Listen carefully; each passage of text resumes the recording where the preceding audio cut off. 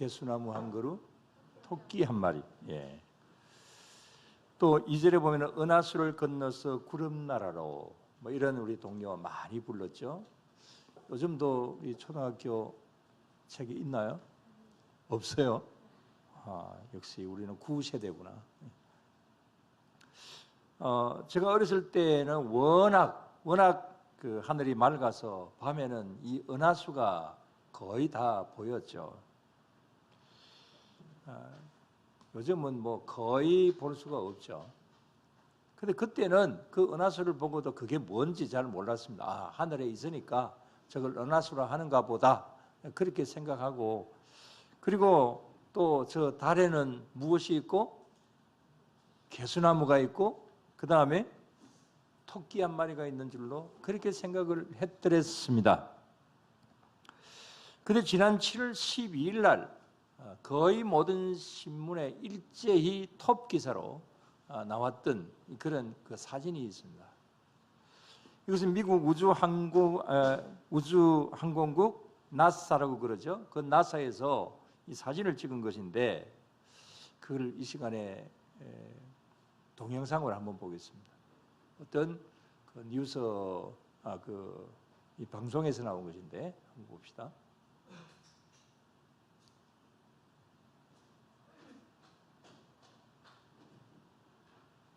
차세대 우주망원경 제임스 웹이 촬영한 사진이 공개됐습니다. 잠시 우주의 깊은 곳으로 함께 떠나보시죠.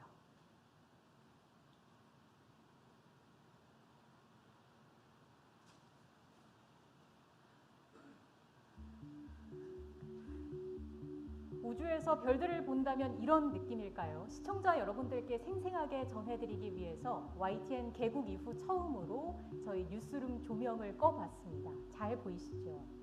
밤하늘의 가장 크고 밝은 성운 가운데 하나인 용골자리 성운입니다. 오렌지 빛이 감도는 거대한 바위산을 보는 듯하죠. 지구에서 7,600광년 떨어진 곳인데 기존에는 관측되지 않았던 우주 절벽입니다.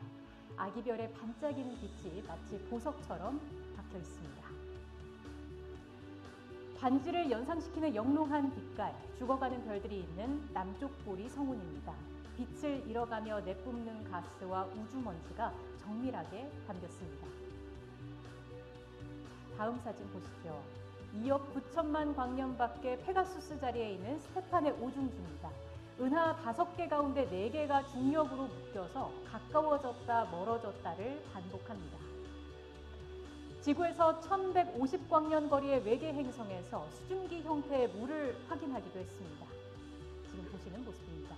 제임스 웹 우주 망원경에 포착된 우주의 심연, 우주의 탄생과 진화, 나아가 외계 생명체의 존재까지 우주의 신비를 밝히는 데 위대한 도약이 될 것이라는 기대를 모으고 있습니다.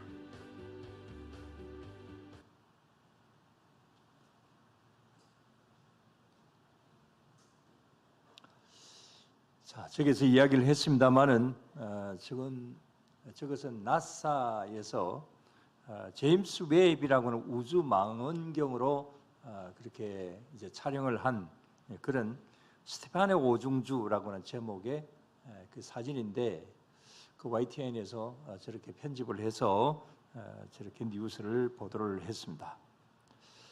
근데 저기 조금 전에 보았던 그 은하계는 한 130억 년 전에 생겨졌고 뭐 추정입니다. 또 이번에 찍힌 이 은하계의 사진과 빛은 방금 보았던 그 은하계의 그 모습과 뭐 용골자리 그랬죠. 그리고 거기에 그 은하계의 그 빛은 7,600광년 전에 이제 빛이라고 합니다. 1광년은 1년간 가는 빛의 거리를 1광년이라 그러죠. 그러면 7,600년 전에 빛이 지금 현재 우리 이 지구에 제임스 웹이라고 하는 우주 망원경에 포착이 되었다라고 하는 것입니다. 아무튼 나사는 이 사진을 발표를 하면서 이 초기 그 우주에서 은하간 상호작용이 우주를 어떻게 이끌어 왔는가에 대해서 새로운 실마리를 찾게 되었다, 그렇게 발표를 했습니다. 자, 이렇게 본다고 한다면 이 우주 만물이 얼마나 큰 것일까? 여러분, 이 우주 만물이 얼마나 클까요? 자, 아까 7600광년이라 그랬습니다. 빛의 속도는 얼마나 되나요? 빛의 속도는 1초에 지구를 7바퀴 반을 돈다고 합니다. 그런데 1초에 7바퀴 반을 도는 그 빛이 7600년 전에 그 빛이 지금 현재 지구에 도착했다. 자, 그렇게 본다고 한다면 이 우주는 얼마나 클까요? 이 우주가 얼마나 크다라고 하는 것은 아직까지도 아무도 모릅니다. 아무리 과학이 발달해도 이 우주의 크기에 대해서 이제 정확하게 밝히지는 못하고 있습니다. 자, 아무튼 간에 이 우주 만물은 뭐 우리가 상상도 하지 못할 정도로 큰 것이죠. 그래서 이런 나사의 발표와 우주 세계에 대한 견해에 대해서 서울대 전체 물리학과 명예교수인 최성은 교수는 이런 말을 이번에 했습니다. 하나님의 창조 세계는 너무나 놀라운 것이고 또 이런 일을 발견한 인류의 기술에도 정말 감탄했다. 또 이런 말을 했습니다. 이런 우주를 탐구하는 것은 하나님의 경외 속으로 들어가는 것이다. 이렇게 그 교수가 이야기를 했습니다. 오늘 이 시간에 이 우주 만물에 대해서 말씀을 드리고자 하는 것이 아니고 또 은하계에 대해서 말씀을 드리려고 하는 것도 아니고 이런 대우주 만물을 창조하신 다음에 하나님께서 무엇을 하셨느냐라고 하는 겁니다. 자, 우주 만물을 다 창조를 하셨어요. 그러고 난 다음에 하나님 하신 일이 뭡니까? 오늘 창세기 2장 2절 다 같이 봅시다. 하나님이 그가 하시던 일을 일곱째 날에 마치시니 그가 하시던 모든 일을 거치고 일곱째 날에 안식하시니라. 하나님께서 이 우주 만물, 이 광대한 이런 우주 만물을 창조하시고 난 다음에 그 다음에는 쉬셨다. 그렇게 말씀을 하고 있죠. 자, 그러고 난 다음에 하나님께서 이 쉬신 날을 뭐라고 말씀을 하십니까? 3절에 보면 3절도 다 같이 하나님이 그 일곱째 날을 복되게 하사 거룩하게 하셨으니 이는 하나님이 그 창조하시며 만드시던 모든 일을 마치시고 그날에 안식하셨음이니라 그랬습니다. 이 안식하신 이 일곱째 날을 뭐라고요? 복되게 하셨다. 또 거룩하게 하셨다. 이렇게 말씀을 하셨습니다. 그래서 오늘 말씀의 제목을 복된 날, 거룩한 날 이렇게 정했습니다. 자, 이 복된 날, 거룩한 날이 무슨 날이라고요? 안식일이다 그런 말입니다. 안식일. 안식일은 바로 글자 그대로 본다고 한다면 쉬는 날이다 그런 말이죠.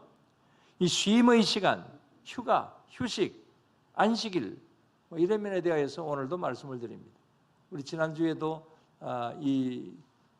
휴가, 휴식 이런 면에서 말씀을 드렸습니다만은 오늘도 그러한 말씀들을 드립니다.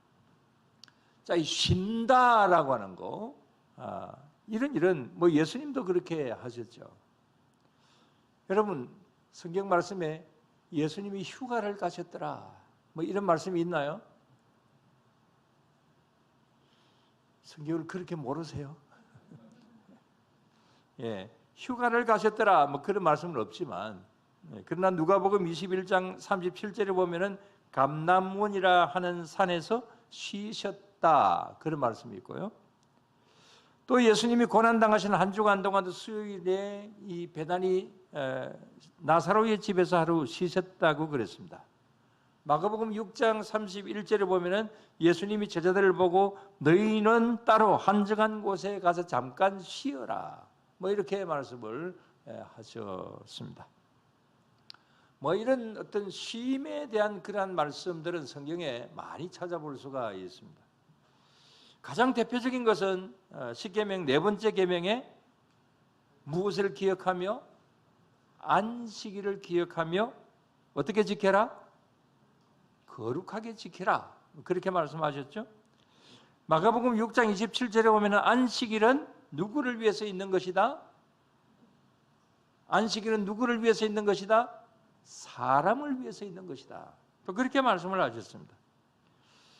자, 그런데 이것은 하나님만 쉬시는 것이 아니라 사람도 쉬는 것이고 또 가축들, 심지어 농사를 짓는 땅까지 쉬게 하라. 그렇게 말씀들을 하셨습니다. 그러니까 안식일은 하나님이 쉬시는 날인 동시에 사람도 동물도 땅도 쉬는 그런 날이다. 그런 거죠. 그래서 7일째는 안식일로 쉬고 그 다음에 7년째는 무슨 년? 안식년. 자, 퀴즈 나갑니다. 50년째는 희년. 예, 그렇죠. 이렇게 7일째 쉬고 7년째도 쉬고 그 다음에 50년째도 쉬어야 된다. 그렇게 말씀을 하고 있습니다. 그래서 오늘 안식일입니다. 안식일은 쉬는 날입니다. 근데 뭐 이렇게 말씀을 드리면 이 주일날이 안식일이잖아요. 이 주일날 쉬는 게 뭐냐? 주일이 제일 바쁘고 제일 피곤하다. 여러분 그렇게 생각을 하시는 분들도 계시죠? 아무도 안 계십니까? 네, 감사합니다. 예, 가장 피곤한 날일 수도 있습니다. 그러나 이게 피곤한 거냐? 뭐 나중에 여기에 대해서는 말씀을 좀 드리기로 하고 아무튼 이렇게 볼 때 쉬는 것, 휴가 이건 누가 만드셨느냐? 누가 만드셨어요? 하나님이 만드셨습니다.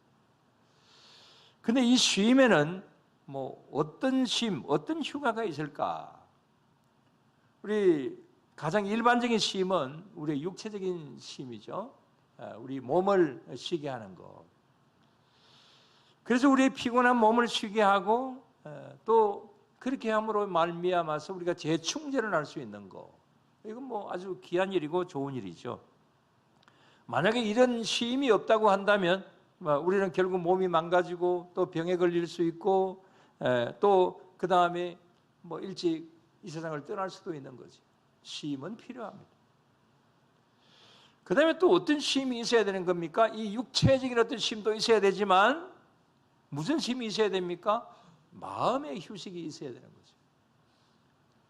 특히 요즘 같은 요즘은 웰빙 시대라 그렇게 이야기를 하잖아요. 그래서 쉬더라도 마음이 기쁘고 즐겁게 쉬어야 된다. 그런 어떤 것을 요즘 많이 추구를 하죠. 그건 뭐 좋은 일이죠. 만약에 쉬면서 스트레스 받는다고 한다면 그건 안 쉬는 게 좋겠죠. 그래서 스트레스 받지 않는 어떤 그런 쉼, 마음의 쉼, 우리의 영적인 쉼, 이것은 굉장히 필요한 것이고 오히려 어떻게 보면 그것이 더 중요한 것이다. 이렇게 볼 수가 있습니다. 그래서 미국에서 가장 좋아하는 말 가운데 하나는 전에도 말씀을 드린 적이 있습니다만 릴렉스라고 하는 말을 가장 좋아한다고 합니다. 뜻이 뭡니까? 긴장으로부터의 해방, 그런 말입니다. 그러니까 각종 삶의 긴장감 속에서 해방이 되는 거, 이게 미국 사람들의 최고 관심사이고 뭐 미국 사람뿐이겠습니까? 우리 모든 사람들이 다 긴장으로부터 해방되는 것을 우리는 다 원하고 있죠. 또 그걸 바라고 있습니다. 우리나라에서 여러분 가장 사망률이 높은 나이대가 언제냐? 이건 물론 70대, 80대 이상이 되겠죠. 그러나 세계적으로 볼 때에 40대 사망률이 우리나라가 가장 높다고 합니다. 40대 분 한번 손들어 볼까요? 안 드시도? 우리 딸이네. 40대 여자가 아니고 40대 남자랍니다. 남자. 왜 40대 사망률이 세계에서 가장 높을까?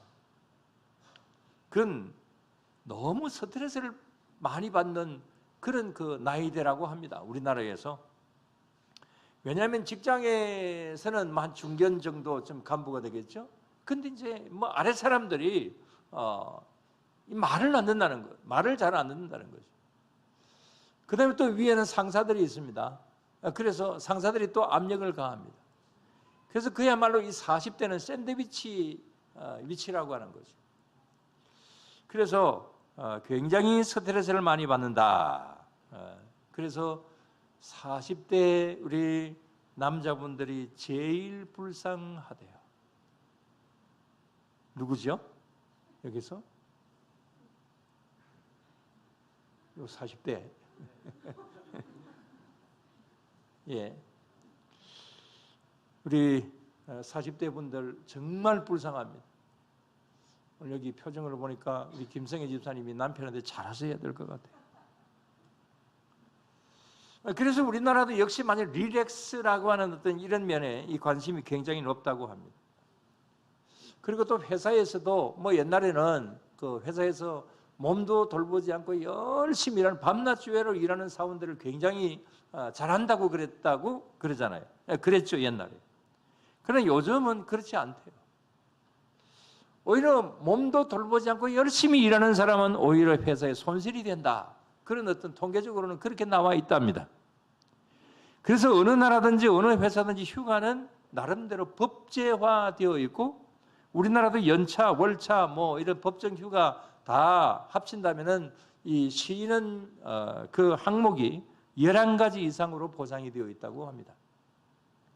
아무튼 쉼의 시간을 가진다는 거 이런 일은 뭐 잘하는 것이고 또 우리가 모두 다 바라는 것이죠. 근데 이런 것을 누가 만드셨다고요? 누가 만드셨다고요? 하나님이 만드셨다. 여러분 이 사실을 믿으시기를 바랍니다. 그래서 쉬는 데 대해서 누가 뭐라 하면은 그런 소리 하지 마라. 누가 만드셨다? 우리 하나님이 만드셨는데 왜 당신이 왜 그러냐? 직장에 가서 그러다가 쫓겨나겠죠? 자, 그렇다면 하나님이 만드신 이 안식일을 어떻게 해야 되느냐? 오늘 이 안식일에 대해서 좀 말씀을 드립니다. 우리는 보통 이 안식일을 어느 날 지킵니까? 어느 날 지켜요? 안식일을 안식일날 지키죠. 주일날을 우리가 안식일이다 하고 지키죠. 그러나 안식교나 뭐 일부의 그 이단들은 토요일이 안식일이다. 뭐 그렇게 이야기를 하고 주일날을 지키는 우리들을 보고 하나님의 계명을 어긴다고 비난을 합니다. 그래서 우리 개신교는 잘못됐다 이렇게 이야기를 합니다. 뭐 물론 토요일을 안식일로 지킨다고 해서 뭐 그것 때문에 이단이다 이렇게 이야기를 하지는 않습니다만은 아무튼 이 주일날 뭐 믿지 않으면 일요일이라 그러죠. 일요일을 안식일을 지키는 우리를 보고 그런 사람들은 비난을 합니다. 그러나 그건 사실은 이치에 맞지 않습니다. 그건 억지 논리입니다. 자, 여기서 질문을 한번 합니다. 여러분 우리 일, 월, 화, 수, 목, 금, 토 한 주일을 그렇게 요일을 그렇게 정하고 그래 부르잖아요. 자, 여기서 첫날이 언제입니까? 첫날. 한 주간 속에서 첫날. 예? 주일이 첫날입니까? 월요일이 첫날입니까? 손 들어 볼까요? 유대인들은 일요일을 첫날로 봅니다. 그래서 일요일을 첫날로 보기 때문에 토요일을 이제 마지막 7일째라고 봅니다. 그래서 토요일을 이제 안식일로 정하고 그렇게 지금도 그렇게 지키고 있죠. 그런데 하나님이 첫날은 일요일이다. 둘째 날은 월요일이다. 그렇게 하나님이 정하셨나요? 성경에 그래 되어 있나요? 자, 하나님께서 첫째 날 이제 창조를 하시고 이 날은 일요일이다, 주일이다 이렇게 말씀하셨나요? 그러지 않잖아요. 그러면 여기에 이 요일을 정한 이 언제부터 이 요일을 이렇게 정했을까? 요일에 이름을 붙인 것은 바로 이 사람입니다.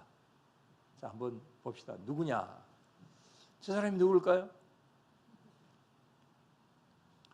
저 사람은 콘스탄티누스 황제입니다.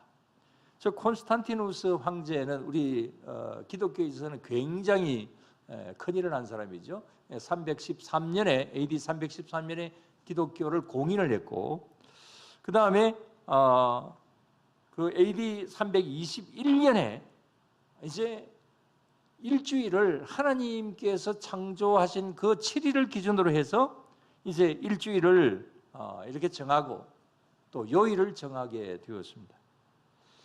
그래서 요일을 정한 것이 어떻게 정했냐면 일요일은 해의 날이다.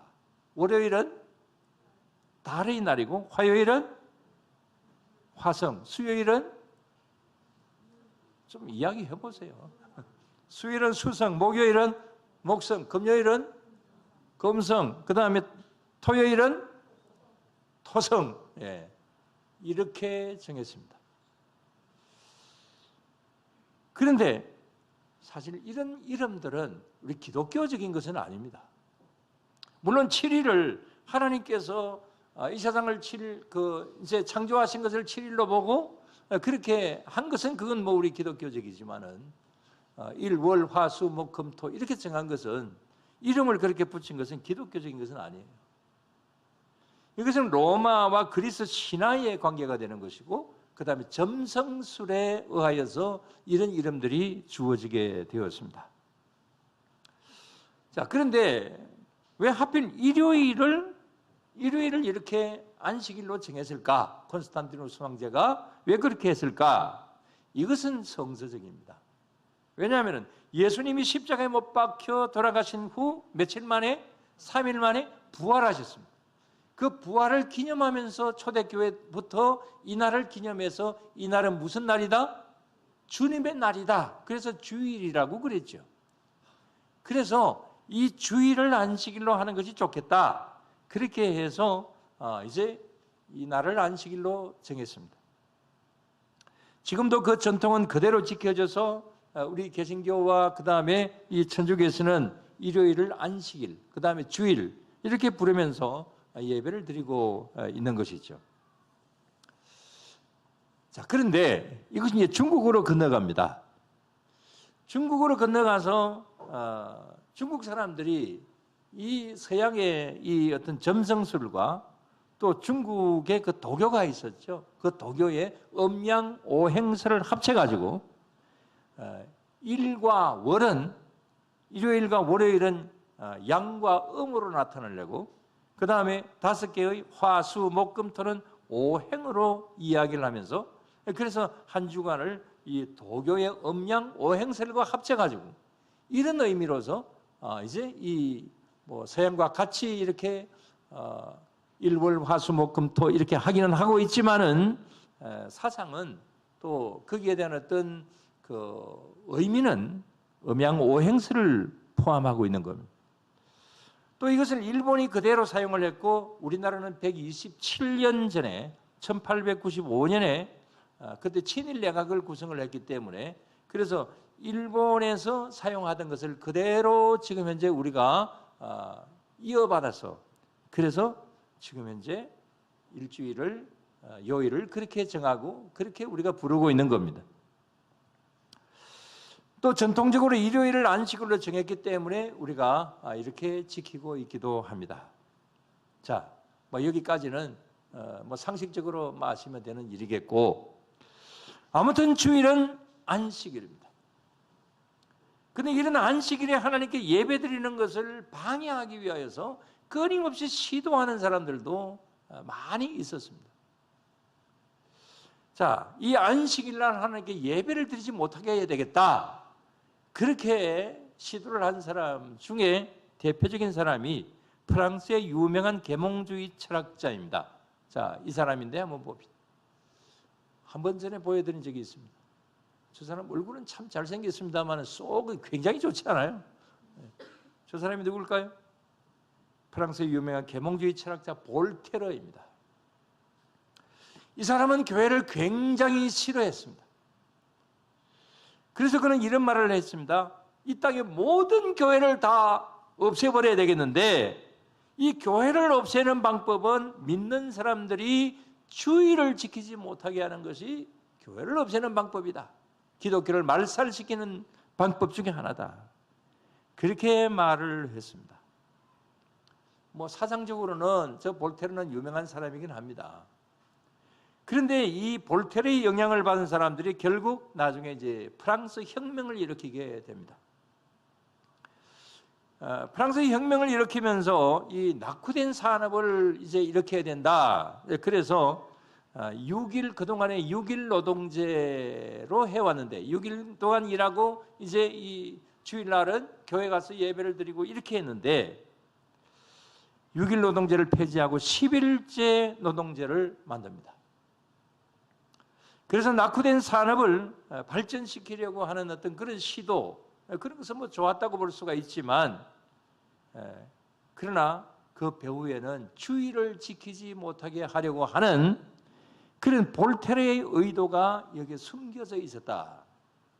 이런 사실이 우리 신앙적으로 볼 때에 정말 좋지 못한 시도였다. 이렇게 볼 수가 있어요. 그래서 당시의 교인들이 11일제 노동제를 하는 바람에 그래서 이제 이 주의를 지키지 못하는 그런 가운데서 믿음이 점점 떨어지는 그런 가운데 있게 되었다고 합니다. 그 다음에 또 이 안식일 날 예배를 드리지 못하게 하려고 시도를 했던 사람이 있습니다. 자, 이 사람입니다. 저 사람은 누굴까요? 저기 저 국기를 보면 저희가 어디라고 보여집니까? 소련입니다. 지금 러시아죠. 러시아를 소련으로 만든 사람이 누구예요?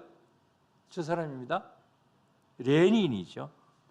이 레닌은 불세비키 공산주의 혁명을 일으키면서 6일제 노동제를 폐지를 합니다. 그리고 7일 노동제를 택합니다. 7일 노동제를 하다 보니까 그러니까 쉬는 날은 월요일이 되게 되는 거죠. 그러나 그것이 나중에 실패를 하게 됩니다. 그래서 나중에는 5일 노동제를 이제 6일 노동제를 폐지하고 7일 노동제를 5일 노동제를 택하고 6일째 쉬는, 그러니까 토요일을 이제 쉬는 날로 만들었습니다. 그 근본적인 의도 중에 하나는 주일 예배를 드리지 못하게 하려고 하는 그런 레닌의 숨겨진 그런 의도가 있었습니다. 기독교 말살 정책을 쓰게 된 것이죠. 그래서 소련에서 교회가 없어져 버리고 맙니다. 결과는 어떻게 되었을까요? 프랑스는 결국은 노동자들이 지쳐서 전국적으로 생산성이 40%가 떨어졌다고 합니다. 러시아도 그렇게 함으로 말미암아서 30%의 손실이 오게 되었다고 합니다. 그래서 두 나라 다 프랑스 그다음에 또 러시아 모두 다 다시 이제 6일제로 정하고 그것은 지금까지도 이제 계속되고 있는 그런 가운데 있다고 합니다. 자, 그런데 지금은 어떻습니까? 지금 우리나라는 어떻습니까? 정말 좋은 시대가 되었습니다. 5일 일하고 토요일과 주일은 쉽니다. 정말 좋죠? 안 좋습니까? 그러나 이렇게 5일 노동제를 할 때에 교회에서는 우려를 했습니다. 야, 이렇게 가다가는 휴일이 많아서 좋긴 하지만 교회의 예배의 출석률은 굉장히 떨어질 거다. 이렇게 예상을 했습니다. 그 예상을 한 그대로 결과는 분명히 그렇게 되고 말았습니다. 교회에서 주일날 예배를 드리는 성도들이 줄어들기 시작을 합니다. 왜 그럴까요? 이틀이나 쉬는데 왜 그럴까요? 토요일 날도 쉬게 되니까 차를 타고 저 멀리로 가는 교인들이 많아지게 되었습니다. 그래서 토요일과 주일이 연휴가 되다 보니까 주일날 예배드리는 교인들이 줄어들게 되었습니다. 이때부터 한국 교회는 또 점점 교인들이 줄어들어가는 하나의 원인이 되기도 했습니다. 근데 제가요, 가만히 생각을 해보니까 이 5일제가 정말 좋아요. 왜냐하면 지난주에 휴가와 휴식에 대해서 말씀을 드렸죠. 우리 다시 한번 한문을 한번 봅시다. 자, 휴가, 쉴 휴자에 한가할 가자. 그랬죠? 휴식은 쉴 휴에 쉴 식자. 근데 제가 이제 이게 만든 겁니다. 저거 말고 저 휴가의 저 가짜를 한가할 가짜로 하는 것이 아니라 집 가짜를 한번 바꿔봤습니다. 그러니까 정말 참 좋더라고요. 토요일은 집에서 쉰다. 그래서 여러분 토요일은 집에서 아주 편하게 잘 쉬시기를 바랍니다. 어제 보니까 청소하러 나와서 열심히 하다 보니까 실려가도 없었겠습니다만 토요일은 집에서 육체적인 쉼을 충분히 쉬시고 주일은 교회 나오셔서 휴식을 하셔야 돼요. 자, 휴식, 식자 뭐라고요? 쉴 식자죠. 근데 저기 뜻이 뭡니까? 스스로 자자에다가 마음 심자죠. 그래서 주일날은 마음이 쉬어야 돼요. 어떻게 보면 주일날 나오셔서 이렇게 뭐 이 일도 하고 저 일도 하고 많이 피곤하시겠지만 그러나 하나님 앞에 찬송하고 하나님 앞에 기도하고 말씀 보고 이것은 우리의 영이 쉬는 겁니다. 영의 재충전입니다. 우리의 마음이 쉬는 거예요. 그래서 토요일은 집에서 쉬시고 주일은 어디 와서? 교회 와가지고 영원히 쉬는 그런 가운데 있게 되기를 바랍니다. 그래서 주 5일 저는 정말 좋다 이런 생각이 좀 들었습니다. 다른 데 가서 이야기는 하지 마세요. 한문생한 데 가서 이야기는 하지 마세요. 마태복음 11장 28절 이하를 보면 수고하고 무거운 짐진 자들아 다 내게로 오라 내가 너희를 쉬게 하리라. 29절에 보면 어떤 말씀이 있나요? 다 같이 29절 너희 마음이 쉼을 얻으리라 그랬습니다. 29절 나왔네요. 다 같이 예수께서 이르시되 나도 한 말을 너희에게 물으리니 대답하라. 그리하면 나도 무슨 권위로 이런 일을 하는지 이르리라. 아니네요. 자 28절입니까? 너희 마음이 쉼을 얻으리라. 여러분 우리의 마음이 쉬어야 됩니다. 우리의 영적인 면이 쉬어야 됩니다. 그걸 어디에서? 지난주에도 말씀을 드렸습니다. 주님 앞에 나와서 예배를 드리는 그 시간이 바로 우리의 영혼이 쉬는 것이고 우리의 마음이 쉬는 것이다. 이 사실을 여러분들 믿으시기를 바랍니다. 마지막으로 다시 한번 말씀드립니다. 여러분 안식일은 어떤 날입니까? 하나님이 하루 쉬신 날입니다. 우리 사람이 쉬는 날입니다. 또 동물도 쉬는 날이고 땅도 쉬는 그런 날로 하나님께서는 복된 날과 그 다음에 거룩한 날로 정해 주셨습니다. 이 귀한 날들을 우리가 잘 지켜서 그래서 하나님이 주시는 진정한 쉼의 그 복과 영적인 재충전을 항상 가질 수 있는 그런 우리 모두가 언제나 다 되어야 될 줄로 믿습니다. 기도드리겠습니다. 하나님 아버지 감사를 드립니다. 주님 저희들에게 쉼을 주시기 위하여서 육적인 쉼이나 또 영적인 쉼이나 우리들에게 기회를 주시는 것 감사를 드리옵나이다. 저희들에게 안식일을 주신 것은 주님의 그 귀하신 은혜를 찬양하고 이 광대하신 이 우주 만물을 창조하신 하나님께서 쉬셨기 때문에 또 우리도 쉬라고 하셨기 때문에 영적인 면으로 마음적인 면으로 쉼의 시간을 주시는 이 주일 하나님 앞에 오늘도 영광을 돌려드리는 모든 성도님들 위해 하나님의 크신 은혜로 더하여 주시옵소서. 그래서 날마다 일마다 늘 주님 앞에 영광을 돌리며 나아가는 귀한 성도님들로 늘 삼아 주실 줄로 믿사오며 모든 건 예수님 이름으로 기도드리옵나이다. 아멘.